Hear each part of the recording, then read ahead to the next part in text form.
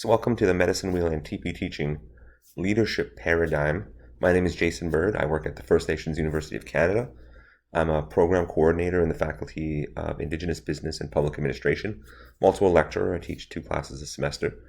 This is a leadership paradigm that's kind of based in the Indigenous worldview, Cree and Soto concepts, and using it as a type of metaphor. When you look at it and you think about it, I'm using these as a type of imagery. The idea is how you build your house, what your house is filled with, what it is with movement and growth and adaptation as you continue to go. So using the TP and the medicine wheel as type of metaphors for personal building and for personal leadership. Leadership itself has a few qualities in it that we'll kind of go through in this presentation. The first one would be direction, where we're going, where our aim is, what our goals are. We'll also look at will, fortitude, or your motivation to achieve your goals. Where does that come from? What is it based in? And then we look at values and character, which are all part of this. Becoming a personal leader in your own life, but also towards your organization or within your home. Those are surrounded with ideas of morals and ethics and what we grow from there. And then growth. Nothing ever stays static. With the idea of the teepee itself, if you think about it, we moved from place to place. We were more nomadic in nature, coming back to the same places over and over. But the idea was that we would grow, that we would change and we'd adapt to the places we were. And then expertise, getting a feel for who you are as a person, and all the things you're doing, and you become an expert in the type of things that you work on in your own life. And that goes forward into your work and into your home life, into your parenting, into those different ideas. So we'll go through these 6 steps. It's all based on this medicine wheel paradigm. And this is a picture that I drew. When you take a look at it, I have the 4 quadrants of the medicine wheel and the direction that it goes. I also have the teepee being built above that. So essentially you're right in the middle. You're the fire, yourself or your home or your organization, and things that you're part of. When you take a look at it, I try to incorporate a lot of different ideas in this type of metaphor. But the idea here is that you're building your life, your personal life, in a way towards leadership. And I think that is reality as you grow from child to teenager to adult to elder, that you're growing and getting better at everything that you do. You're becoming more knowledgeable, more emotionally sound, spiritually connected, and smarter. So we'll look at a bunch of these ideas, how they fit in, and what I mean by personal growth when we look at an Indigenous worldview. Again, this is based on Indigenous ideas, so we're going to look at it in that motif. Foundation and direction is where it all starts. The foundation you build your house on, this teepee. There's a holistic viewpoint to this, and when we look at the medicine wheels and the ideas that are there, east to north, go in a certain direction, but we also cover a lot of parts of who we are, our will, our motivation, the physical, emotional, intellectual, and spiritual aspects of who we are. All of these things are co-combined, and they all coalesce into you. You can't separate piece from piece from piece. Each piece affects the other. They're interconnected. And the idea is that, you're doing all of these things at the same time, and one thing affects the whole thing. So if you're working on your physical life, it's going to affect your intellect and your emotion and your spirituality, and the same thing for all those other aspects and those other quadrants. And the idea about direction, that we're moving purposefully somewhere. And that's true when you look at the medicine wheel. Whether you're looking at the day, it goes from morning to afternoon to evening to night. Whether you're looking at your life cycle, you're born, you're a child, you're a teenager, an adult, you're an elder, you're a parent, you're all of these different things, but everything's kind of going in its direction. And that's kind of the idea of growth. And that's kind of what we'll focus on as well. We'll start off with motivation, with your personal will. How do you motivate yourself? And this is a key thing for growth and for leadership. And motivation itself is the desire to act and move towards a goal. How do you do that? And there's 2 various ways that this occurs through reward systems. There's extrinsic and intrinsic. Either inspired by outside forces of you, external, or inspired by forces from within. When you think of external forces, for example, you just think about reward systems at a workplace. Oh, you get this benefit if you do this amount of work, or you'll get this day off you'll have earned. Those are external to you, but they motivate you. They can push you. And the same thing with intrinsic. I want to be the best at my job. I want to be this. I want to educate myself. I want to do all these things. These are internal forces to you that drive you as well. And we're always a mixture of both things. So when we're setting goals and we're setting ideas, to remember that you kind of need a mix of both. What motivates you? What are you motivating towards? This Maslow hierarchy of needs is where I pull some ideas from, is that we're feeding different parts of ourselves constantly throughout our life, and physiology is part of that. Our physical makeup and being. We need sustenance, shelter, safety, physical health. A lot of these basic things push us, motivate us.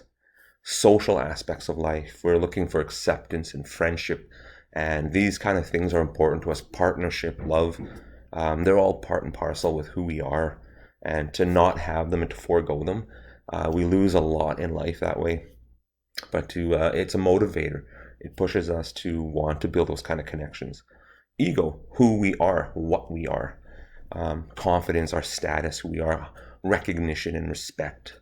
We want these kind of things. We deserve these kind of things. And that, a lot of the things we do in life, personal wise, pushes us towards that. We want to fulfill some of that in us. We want to self-actualize who we are. We want to find out who we are. And we do that sometimes by examining ourselves. And then fulfillment. Are we fulfilling our potential and our deepest desires, the dreams and goals and hopes we have in life? These things can motivate us. So who you are as a person is a variety of things, and it's found throughout a variety of ways within the medicine wheel. So it's not just, spirituality, that's part of it. Sometimes it's our intellect, sometimes it's our emotional state, and sometimes it's our physical state. All of these things co-combined, when you look at them, have different types of goals we want to achieve and push us to higher levels in our life. So we're self-motivated in a lot of those things, but we're also externally motivated when it comes to some stuff with home life or work life, you name it. But that's the key. You're right in the middle. Your will is what makes or breaks the house you're building. Foundation and direction is when we get into the medicine wheel paradigm. The foundation of your house, what you're building on, the land, your connection to this idea, this connection to yourself, and how you're putting yourself in the middle of all of this. With the medicine wheel, it starts in the east, the sun rises. The idea that you would start with a vision of some sort of what you want to gain out of life, or what you want to gain out of these experiences you're taking. You're beginning your leadership journey, you're just starting, you're younger. That you have to focus on your physical well-being, your physiological well-being. These things are important, and there's values that we add as we go through this. I'm not saying these values are all set to their spot. They're connected to different pieces of this. So we'll look at hope, happiness, and obedience, especially when we're younger. This idea of joy, and then there's hope, there's dreams, there's goals. And that's how it should look when you start building your personal life and trying to find out who you are, that you should be in that spot. Then we move to the south, it's the morning. Now it's awareness, familiarity with leadership concepts we've experienced. We're educated on some of these things. We're learning things. Becoming maybe a younger parent puts you immediately in the spot of leadership and a leading role in someone's life. We look at mental and safety aspects, intellectualism, and the values that we add. We, respect, kinship, and strength. We have these ideas of hope, obedience, and happiness already. Now we want to start developing ourselves and really working through these things mentally to get to the strongest and best person we can be. As we continue to move forward in this idea of growth in the West, we move to the West in the afternoon, we get to reason. And even though it's in this spot, we're reasoning emotionally. We're looking, reflecting, and internalizing on the journey we've taken so far, and what's left, and where we want to go, and what we still want to do. But looking back and internalizing that we started here, we learned this, now we're here. How am I experiencing, how am I working with this ideas, with a lot of the characters that I'm building, with my ethics and morality? Am I growing? Looking at emotional well-being and belonging and esteem, and finding these things in us and in others, in our connections with others. We add more values, the idea of love and understanding that, cleanliness of thought and a way of being. sharing our lives and sharing the concepts and ideas that we have now. Parenting actually plays a big role when you look at this concept of leadership. But so does mentorship, whether you're at a workplace, or empathy, that idea that you can put yourself in someone else's shoes and understand them quite well because of the experiences and the knowledge you have now. And then you move forward as you continue to grow, as it's like the day changes and moves. Now it's nighttime. Wisdom, and what have we learned? And are we moving towards eldership and accomplishment? Are we becoming kind of an expert in an area, or an expert in the way of living and a way of life that we have? And this is where we look at spirituality and combining everything, the wholeness, our self-actualization of who we truly are as a person. Adding other values like humility, even though, we learned and we know all this stuff, still being humble enough about it to be able to share it and talk about it and not let it affect relationships you have with people. Faith, understanding that, not everything comes as easy as it is all the time. And sometimes faith and spirituality and the way that we are has to be grounded in something a little more than us. And thankful for the journey, and thankful for the things we're learning, and thankful for where we're at. That we got from point A to point B safely, healthy. We've done all the things we need to do to get here. But the idea of growth, when you look at the medicine wheel, is you're constantly going around and learning and relearning and adapting, accommodating for different things in your lives. And that's the idea. Your foundation should be based on something, and you should have a paradigm to build on. And this idea is, this is the floor of your house. This is the foundation. This is what's going to hold this place up. And we see that in these ideas that your continual growth and your continual management of your own life actually does allow that, and actually builds your house to be as great as it is, or your personal life to be as great as it is. And again, this is a metaphor I'm using. And we look at the foundation and what we're going to build on that foundation. We're going to look at the Tipi example. So this is the house we're going to put up. This is what I'm going to put up to keep me safe, secure. This is what I want to surround my walls. This is how I want to protect myself. And we do that through the ideas of character, through the fire, right in the middle. What keeps this house warm? Well, it's you. It's the way you built this. It's the way you are at work. It's the way you are with your family. It's the way you are with your friends. And it's all of this stuff with your community, all correlated, comes from you and the way you are and what you built for yourself. The truth is all the work you put into your own life affects, probably in the greatest way, how it affects other people. It's just the best way to do it. Because you can give money to people, you can give all these other things. But truthfully, working on yourself is going to provide the strongest sense of community and friendship and love and care in your life. And it starts at home. It starts with you. And the idea that relationships are a key thing in your life, and to never forego those no matter what's happening, that you continue to work on that. But that's the house you're building. This is what you want to get on top of your foundation. You are growing, you are changing, you are adapting, but what are you building there? What are you putting on top of all of these things as you change and grow throughout life? The values, and we kind of mentioned them a bit a couple of slides back, but these are the things, these are the TP poles you're putting up. These are the things you're actually building to surround and protect your life. These are the things that will make your life meaningful and more meaningful to others around you. And as long as you can continue to work on different character values in your life, or ethics and morality, it's going to help. The more loving you are, the more sharing you are, the better your kinship is, the more happy you will be. Obedience towards the being faithful to those things around you, that's important. Being thankful for family and friendship and the respect that you get, and giving respect back. Cleanliness of thought, that's an important thing. Not just being organized and clean at home, but keeping your thoughts clean is a hard thing to do in a world that can be so jaded sometimes. And understanding that, yeah, this actually is an important piece as well. It protects me as a person. Empathy, and that's, to me, is maybe the highest value within emotional intelligence, is being able to put yourself in someone else's shoe. But this is what you're building. This is what you actually want to focus on. If you're going to have goals in life, and part of those goals are going to be about emotional well-being and about a variety of things, these are some of the things you'd want to focus on, and make sure that you're building these, as you continually grow, that you don't lose some of this stuff. Inside the TP, you have these poles, you have these values that are part of your life that you've put up and are protecting you, the place you live. You also have the fire. your security, your sanctuary, your home, the place where you are, where you can get away from things, where you can belong. But that you have to take that forward and look at it. My organization where I work is kind of like that.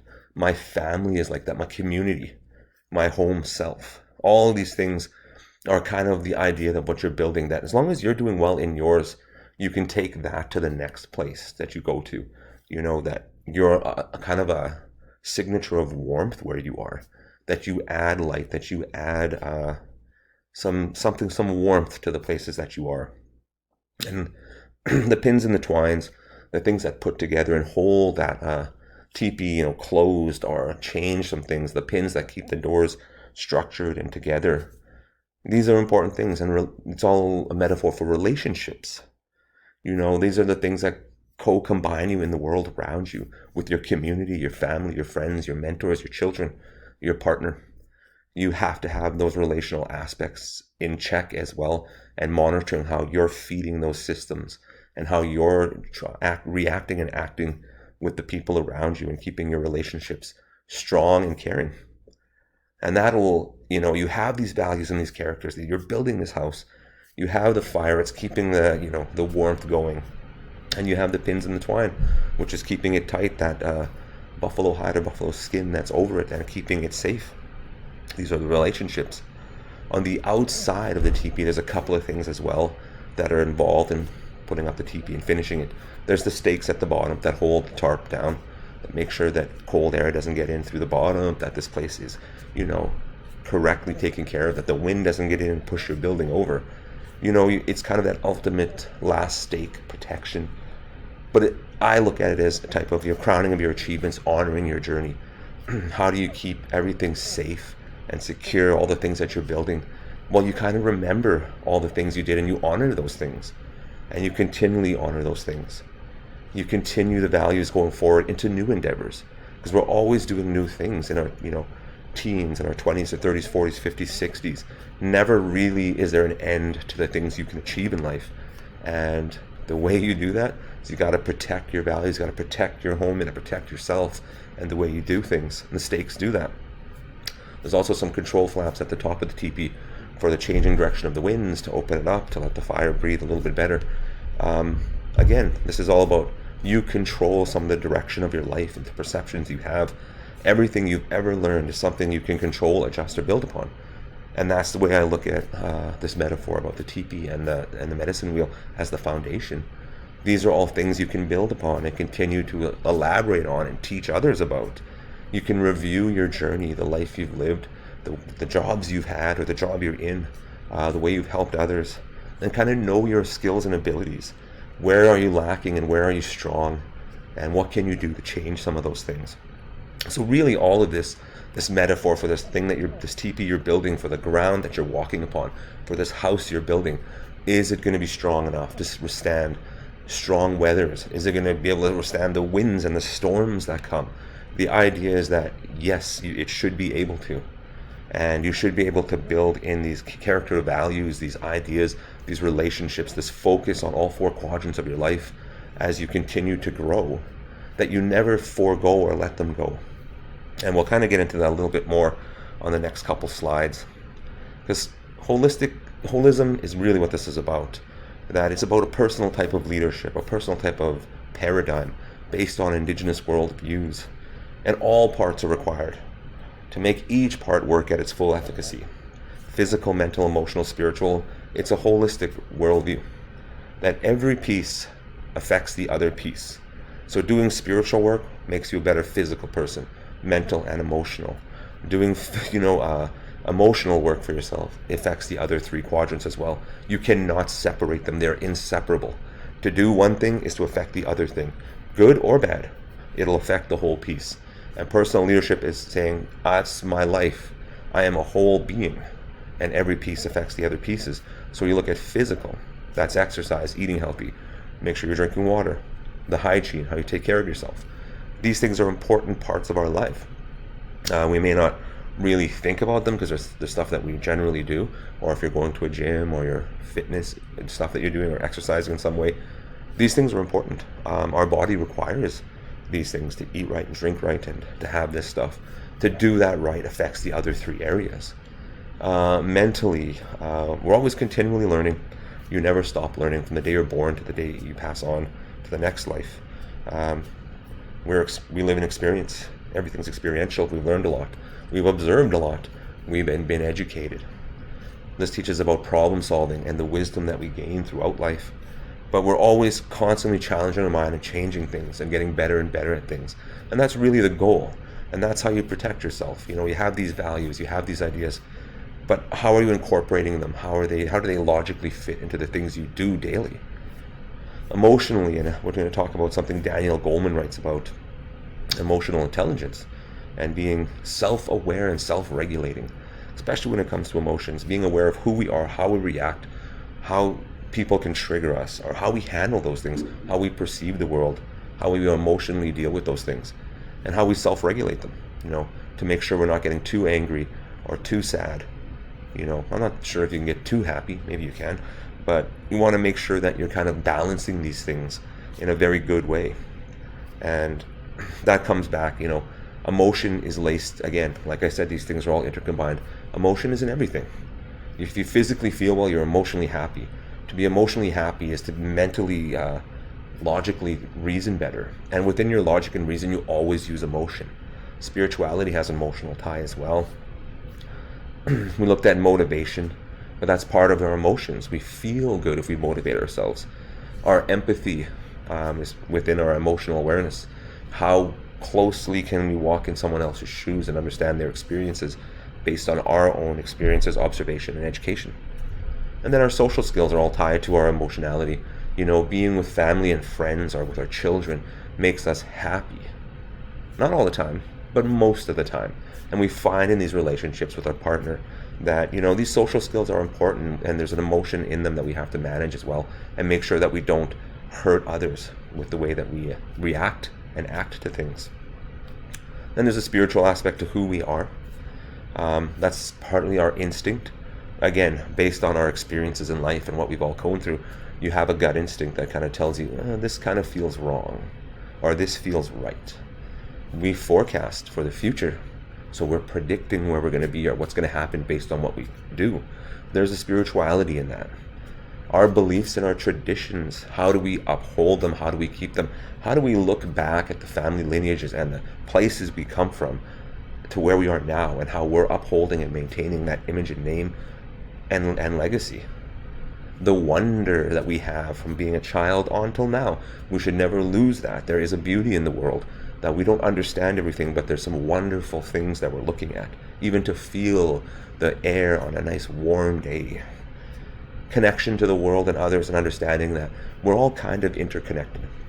How to explain that, or even how to talk about that, is really tough to put into words, because it's just like an energy to an energy. You can have, you can be in a place by yourself and you're the only one there, but you add 4 others in there and there's a whole different dynamic and energy going on of people sharing, talking, and emotions being passed back and forth.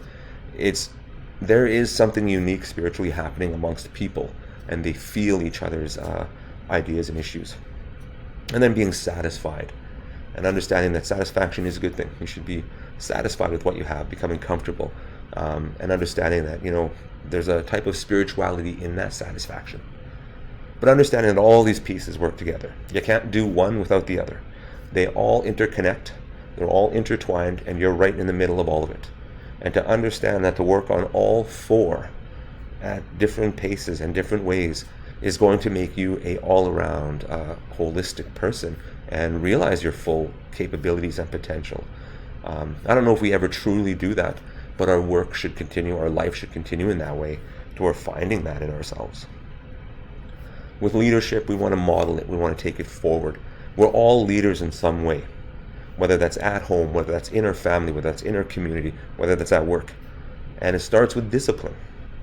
We talk about this foundation and these values that we build our life with, how we build our homes. It takes discipline to be good at what you're doing.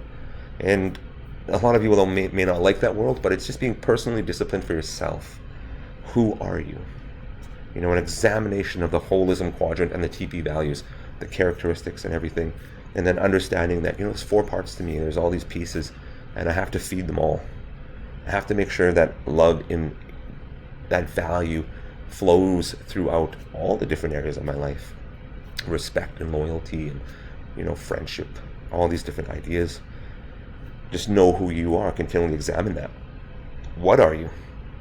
Make personal goals to add to each area of that quadrant. Start figuring out, well, maybe I'm weak spiritually, or maybe emotionally I haven't looked at that as much as I should have. So use some of the values from the Tipi pole teachings to define what to focus on, to continue to examine and to improve your life, improve the quality of your life, to be perfectly honest. Know where are you? Where's your station in life? Where are you right now in all arenas of those quadrants? Set goals for growth. Again, you look at those 4 quadrants: physically, emotional, mental, and spiritual. Which ones are you, do you want to achieve more from? When are you? Reward yourself for changes now, not yesterday and not tomorrow. Remember that you live in the now and in the present. And even though you're going to grow and change, and all these things are going to occur to you as life goes on, you should be happy of the things you've achieved now, and be proud of them, and be proud of who you are as a person, and reward yourself, whether that's intrinsically, but mainly externally as well. And then how are you? One cannot build a teepee who cannot show others how to. So all the things you've learned of how you built your personal life and how you got there, and the different ways you're improving it, show others. Have empathy towards other people that may not be at the spot in life that you are now, but to be able to pass that on to them and say, this is what I did for emotional well-being. This is what I did in my life spiritually, and it really worked for me. But people sometimes need tips and advice like that. But understanding that it starts with you, the discipline all begins with you and your improvements, that you can take them forward. Build each facet. We're talking about knowledge and growth and all of these areas. Review and evaluate your journey, where you've come from, where you are. Kind of do it recurrently, 6 months, a year, 2 years, something like that. Revisit and reset goals and visions for things that you were looking at. If you set a goal, where are you at a year later? I wanted to become more emotionally intelligent, so I started reading this, and this, and studying. I wanted to be more spiritual. I started meditating. I went to the gym to help my physical body. Where are you a year later from the time you started? And examine that journey. Some people keep a journal to evaluate where they are from steps that they've taken in life and as they've continued to grow. That's one option and idea. But remember, your journey it's not complete. You always have a home to protect and build. You're always retaking care of it. Anybody that owns a home, because a teepee in its time frame would have been a home. Whether you're fixing up things around it, taking care of the land, making sure that everything's safe and secure. If you have to change some of the buffalo hide, let's say on a teepee, and repair it. The idea is that your journey is never complete. A house is a house. It's not a stagnant thing either. You have to continually take care of it. And that's, for your life, it's the same way. You can't just personally stop and say, I've achieved, I'm done. No, you have to continue to grow and see those ideas that, I know this much about this thing, but have I went that deep into it? Should I maybe look further into it? Maybe I should meet with elders who talk about a connection, an eco-spirituality to the land. Maybe there's something there missing that can help further my life. But once you know these things, you can lead others, you can manage. Because I think managing is really about that. It's taking your values, your characteristics, the ideas that you've built and grown into, incorporating them into every aspect of your management style. If management is really leading, if a manager is not leading by example or with these ideas, or what are they really doing? Coordinating work? Is that really the goal of a manager? I don't think in the Indigenous worldview we see it that way. I think you have to be kind of giving back and helping others up. Decision-making skills will get better and better based on those 4 quadrants, this holism that you're using. You'll become more confident in the ideas that you have, especially if you're working on them over a period of time. You become more confident in it. Your teamwork, with your community, or with the meetings at work, or just the way you work within your family as well. Those things are important, but you become a leader there as well. And you manage situations around you. But how do you work with other people? How are your social skills? Emotionally, how are you with others? Do you have good conversations and discussions? That's some intellect there. Again, there's a spirituality in those connections. And then taking a look at your own personal workload and making sure that you're not stressing yourself, causing extra anxieties, and kind of taking away from your own growth. Sure, there's going to be struggles. Sure, there's going to be times you have to work through things. Life is kind of that way. We have to adapt to stuff we don't always like, and we have to move around it. But will your home stand? That's the key thing, even during those things. And understanding that personal workload is part of that. As a manager or someone that's going to lead, you have to be able to manage what you're doing as well, and making sure that it's not too much or too little, but it's the right amount for you. So you look at leadership, personal leadership, then you model that leadership, you take it forward. We talk about Maslow, who I mentioned when I mentioned those four areas that we have to continually feed and where we get motivation from. It comes from this Tipi, if you will, think of it that way. And how, at his base core thing, he's saying, well, physiological, that's the most important. We need these key things met. Then we move to safety. Then we build love and belonging on it. Then we find our esteem and self-actualize at the end and become, take time to do that. But to live a truly fulfilled life, you have to do these things. You have to take care of some of the more basic physical things in order to get to the mental, emotional, spiritual aspects of you. But they're all interconnected. And with Maslow's hierarchy here, it's not like you're doing one and not doing four.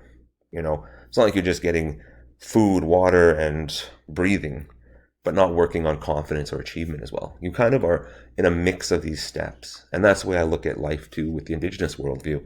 You were constantly growing, adapting, going around that circle each day, every day, doing different things, adapting and changing to the world around us. And we take everything we've learned with us. And that includes, all these values and intellect and emotional well-being, the things that we put into our lives come with us. And you can't lose some of the basic stuff because it affects the rest. So the idea is to protect your home, your teepee, to make sure that it'll stand so that you don't lose everything. And that's what Maslow's looking at here. And I just share him as an example to kind of show, we have our worldview, but we're really no different than what Maslow and them were studying in Europe when it comes to psychology. And that hierarchy of needs fits in quite closely with the idea of the Indigenous worldview. Physiologically, we meet our basic needs at the very beginning. That's kind of how we function every morning and every day, from children onwards, parents taking care of us. We really want our basic needs met. That's important to never lose sight of that.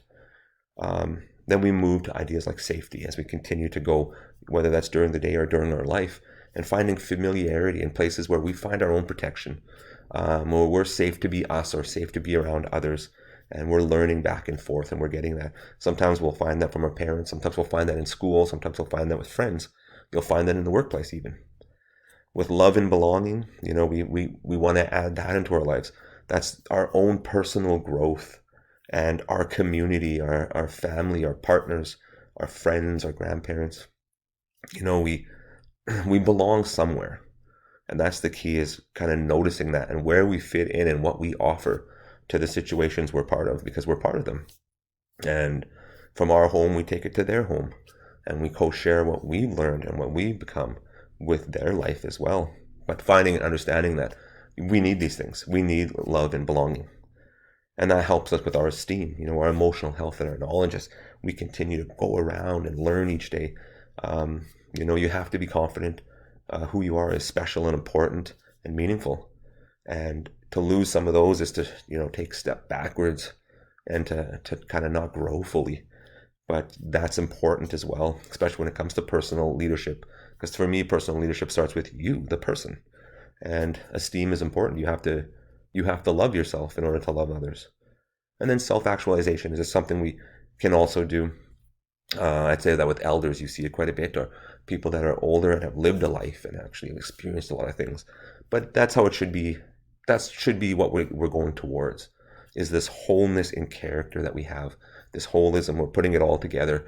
We're becoming better and better human beings, partners, friends, family members, community members, work members, that we're self-actualizing, that we're finding out who we are, and we're putting that forward in life. With Maslow's hierarchy, I find it fits in quite well with this quadrant, these 4 quadrants in the medicine wheel, that we're going around daily. This is our foundation of our life. And you can't lose that. You can't forego or forget that. We do all this stuff daily. So when we come back to what is leadership, from the very first screen, it's direction. It's understanding, we're moving, we're doing things, we're constantly going somewhere. And then that's the foundation. We have to have our foundation set and in place so that we can take ourselves forward. And that motivation, we want to enhance our life. We don't want it to stay stagnant or apathetic. We want it to grow. And finding those motivations in who we are, in those 4 ideas that make up who we are, and understanding these values that are part of our life. And that's, part of the motivation, the values and character that we have, those Tipi pole ideas, that we're putting those up and making sure our house is sturdy and safe, that we're, putting up these ideas that are going to lead our life in a good way. And when anybody comes to our place or to us, that they're also feeling, yeah, this is I like this person.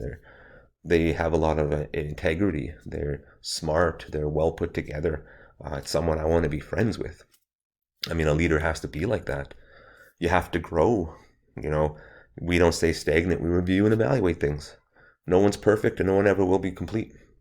And to me, perfection really is understanding you have a whole life that's, you have to take care of, and that's perfect enough. That's all you really need to be, and to focus and to work on each piece of that day by day, era by era, and the way, job by job, really. And then eventually you have an expertise in the things that you've done, because you've done so much, you've experienced so much, and you observe so much in your personal life, that managing others is just kind of part and parcel with who you are, because you become a leader just through your life. Some people a lot younger, some people older, but you are a leader, and you have to remember that you're somehow reflecting some view of this world to others around you, and to be the best that you can be at it. That's the end of the presentation. So if anybody has any questions, I'll be available for questions. These are the references that I used. But the idea, what I kind of talk about today and what I looked at, is that basically understanding leadership, and understanding leadership starts with you, the person. And that we look at building a house as a type of metaphor and a foundation of an Indigenous worldview, and taking those things and saying, yes, this is how I want to mentally take a look at it or embody it in that way, and keeping it as a type of metaphor. So you see it being built. Oh yeah, I'm putting this teepee pole up, or this one. I'm tying it together this way. Understanding how you keep the place warm, and all of these relationships and things that you have. That's all intercombined, and understanding that all four pieces of our life are part of this. All the values, character, worldview that we have. And it's important that we keep those things together, that we understand and focus on each of those areas. As we build ourselves up personally, we're going to be better for the world, and the world's going to be better for it.